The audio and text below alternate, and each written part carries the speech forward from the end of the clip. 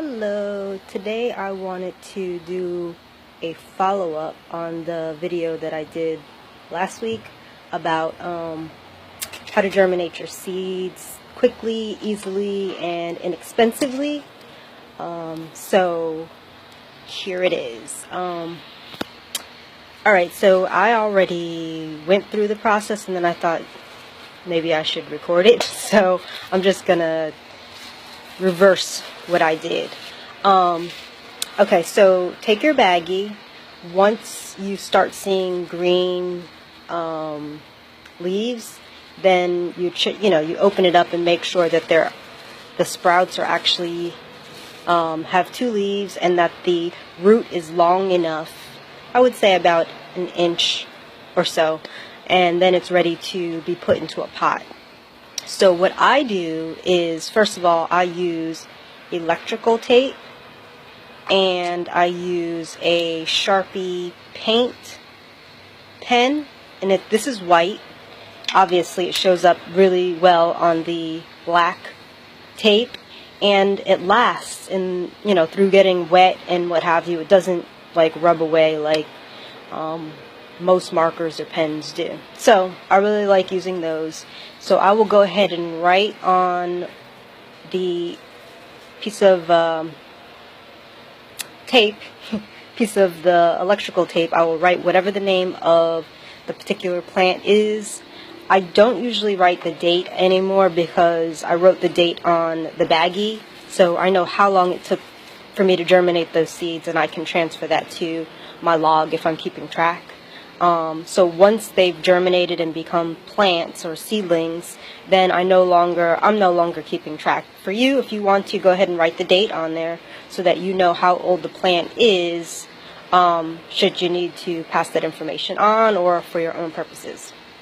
So the next step after getting my name written on the electrical tape is I will go ahead and find a pot, a small pot, usually. For me, I don't have a lot of space, so I generally do things in smaller containers and then transplant them to bigger containers or to the ground as they grow. Now, depending on what kind of plant it is, that might not be a good idea because some plants don't like to be transplanted. So either through trial or error or research, you can find that out. Me, I like to do things the hard way, so I usually do the trial and error method. Really and truly, I don't believe any one person has all of the answers. So even if somebody said that they had a hard time doing it in a certain way, I'm prone to go ahead and test it out myself anyways, so I can know for myself, see with my own eyes whether that is true or not. Anyways, back to the plants. So I have put the electrical tape on my container so that I know what is going in there, and then I will just I will fill the container with soil, and in this case I have some topsoil, and you can't see it really well, but I have some topsoil and sand mixture from my yard, which is really sandy. So I just purchased the topsoil, which is an organic version. Trying to figure out what the name is. I'll try and get you the name before I go. But it's from Home Depot, and if all else fails, the Vigoro brand that I shared with you that I buy for the perlite, that's a good brand. So fill the pot with the topsoil sand mixture, and I also put a little bit of perlite in there just to keep the soil light and aerated. Once I do that, I go ahead and empty the baggie with the perlite. I just empty that entire baggie in there. Let me just preface this, if the seeds are tiny, tiny, tiny, I will empty the full bag in there.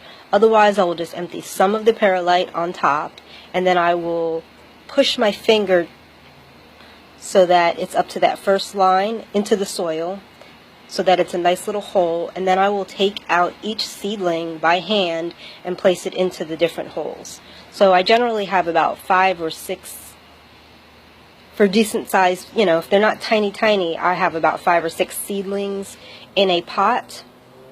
And then what I'll do is I will put cover that with a little bit of perlite, so then I'm basically just sitting the seedlings, and man, this light is really bad right now, sorry.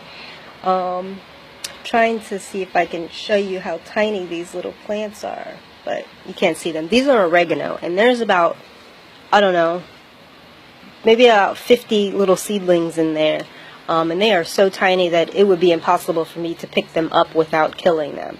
So I, like I said, opted to just pour the whole thing in there, and then sprinkle a little perlite on top so that it's the roots are able to start sinking deep into the soil as they grow. So I go ahead and, again, with my water bottle, it's dirty, but with my water bottle from the dollar store, I mist the top of my little pot, and then I take the plastic bag that no longer has any perlite in it, or if it did still have perlite and seeds that haven't germinated, I would get another plastic bag and just leave that plastic bag alone. But I take this bag and I place it over top.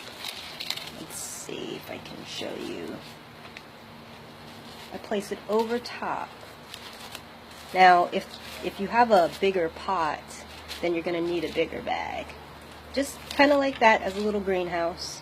And then I let it sit there out here in my Florida room, which you can see is quite a mess and filled with lots of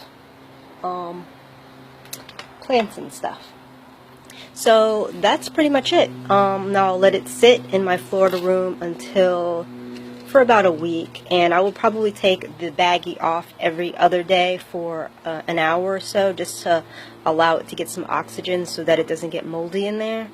And after about 2 weeks or so, the seedlings should be big enough that I can transplant them directly to the garden, or to other pots if I'm going to be selling them off.